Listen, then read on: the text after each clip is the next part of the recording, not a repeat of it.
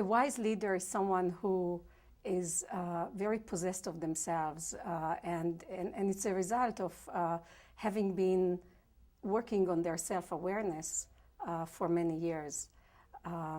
They are thoughtful, they care about others, they are curious about other people, they're good communicators, they know how to control their temper, and that's a very big deal. Or they learn, or they are willing to at least pay attention to it, and so they learn how to do it eventually. Are there many such people in the world? Not too many, but seasoned leaders eventually become more and more so, because nothing else really works at the end of the day. It's all about the journey, not the destination. It's all about what we learn about ourselves, not about what we achieve, the way that society defines it. So someone who has been giving a lot of thought to how they do the things that they do, and they are open to learning, so they are curious, they have a curious mind. They are open to learn from various sources. They're open to try on different ideas and different behaviors over time. So not to have the expectation that it's going to happen overnight, and not to have the idea that they know all that they need to know. That's a wise leader. A wise leader is one that knows that wisdom comes with time and with effort and with introspection and over time. It's just not something that happens very quickly. Does your company work with people to achieve this state of being? Absolutely. This has been something that I dedicated myself many years ago to help people come to a place where they disrobe themselves in a sense, where they admit to themselves that they have much to learn and much to gain from that learning, that there is value in the learning. They realize that to be a leader is not something that you're born with, but something that you learn, and it's okay to have many different styles. You don't have to have one prescriptive style to be a great leader, so you bring yourself to the table, or you bring yourself to the situation that you find yourself in, and you don't try to change yourself, but you try to incorporate certain behaviors that you internalize and that make you a stronger leader. People most of the time come to me when they feel some kind of pain, or they realize that they have something to learn from me or from my experience. Very often people are referred to me, and so they hear from others how those people have changed or grown, what they have benefited, how they have benefited from our work together over time. So it could be maybe over 3 months, 6 months, and some people for many years, depending on the person and depending on the organization that they come through. These are very difficult times for most leaders right now. Leaders in corporations, leaders in not-for-profits. What can you suggest for someone who's under daily stress, trying to keep the ship afloat? What would you recommend to deal with the demands of the time we live in? There are many ways that a person can manage the stresses of their profession, of their personal lives, of life in general. We are all subjected to many stresses. One big one is that we really don't know what the future will bring, more so today than ever. So the whole thing about managing change is something that some people, it comes to them more naturally than others, but certainly there are techniques and there are ways of thinking that help people in managing the unexpected and the fear that comes in anticipating some worsening situation or some loss of status or position or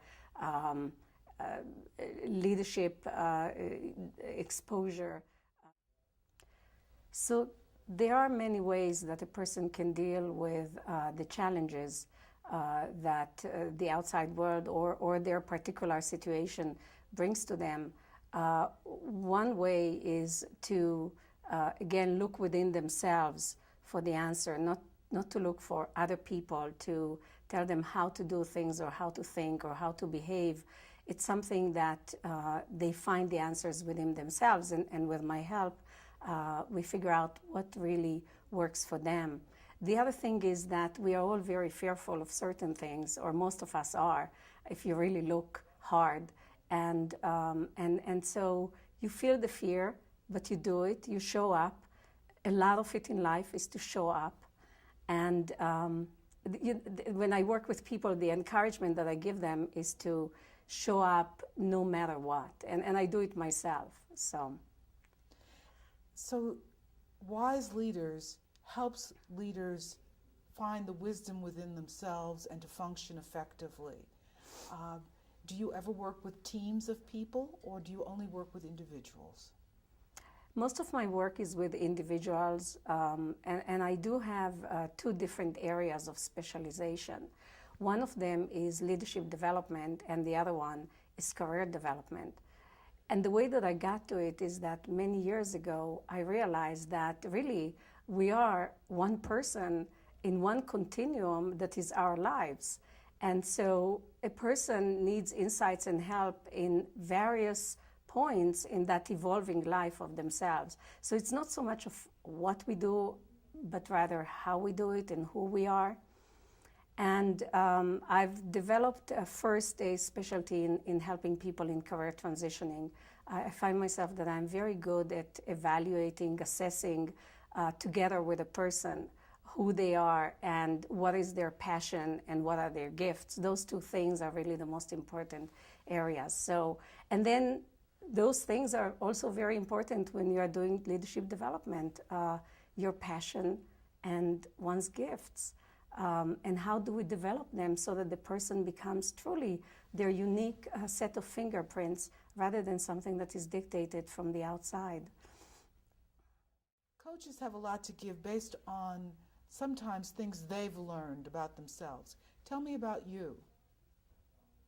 I see myself as a very compassionate person, and the reason is because I've had so many personal experiences over many years that taught me to be humble.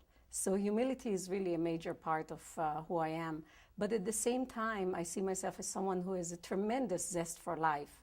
A joyful person, fun to be with, love to be with people. I'm direct. Maybe it's part of my culture. I come from Hungary and Israel, and that's how we have been in those two cultures. But it's also me personally. I just like to remove the veils between myself and others pretty quickly. And so if people ask me questions about myself, I don't shy from sharing my experiences. Or if I see that there is something in my experience that can help the person that I work with, I would bring it up very quickly and share it with them. And that kind of creates many transformational moments for people, because nobody likes to think that they're, unique in a negative way or different, or that no one else has experienced what they have experienced.